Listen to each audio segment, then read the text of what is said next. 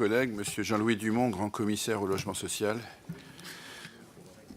Merci, Monsieur le Président. Madame la Ministre, vous avez souligné la mobilisation très forte des organismes HLM et en particulier bailleurs sociaux qui doivent répondre aux besoins de production, de réhabilitation, de mise aux normes et de lutte contre les bâtiments énergivores.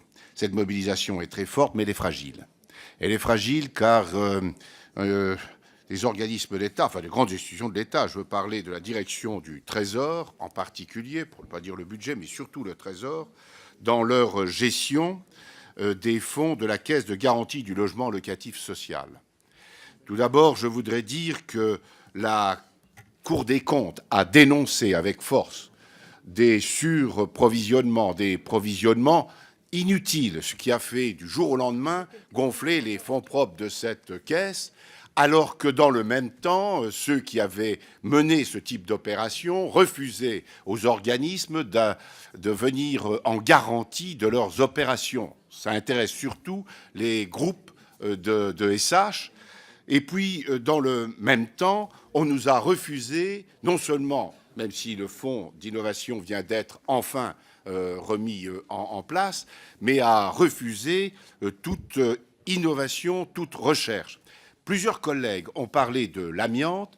Je veux dire que le mouvement HLM prend en compte ce problème, vous a sollicité avec les deux premiers ministres qui se sont succédés depuis quelques années pour qu'une interministérielle soit menée sur le sujet. Vous l'avez accepté, vous avez engagé déjà des réflexions et je vous en remercie.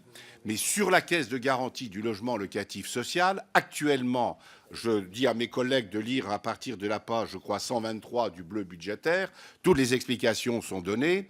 On refuse de prendre en compte des dossiers, on met de l'argent de côté, ainsi en fin d'année, il y aura des excédents qui passeront par la ligne budgétaire dite de péréquation pour aller alimenter on ne sait qui, on ne sait quoi. Quand cet argent sert pour le logement locatif social ou l'accession à la propriété, passe encore. J'arrête là, sauf en faisant deux observations. Beaucoup ont parlé de l'ANA.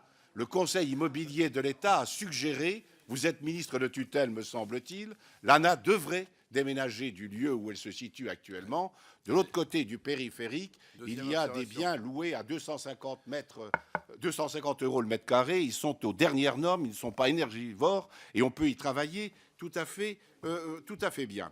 Sur l'Ancols, qui va nous coûter de l'argent, comme pour le SNE, le service national d'enregistrement, les fonds de la CGLS vont venir. Madame, profitez du renouvellement de la gouvernance de la CG2LS pour enfin que celle-ci soit parfaitement et rigoureusement gouvernée, mais surtout gérée. C'est l'argent des locataires. Chers collègues, votre présidence vous a valu d'être aussi grand consommateur de temps de parole, alors. Mais avec l'appui de vos collègues, si j'ai bien compris. Forme d'approbation. Oui.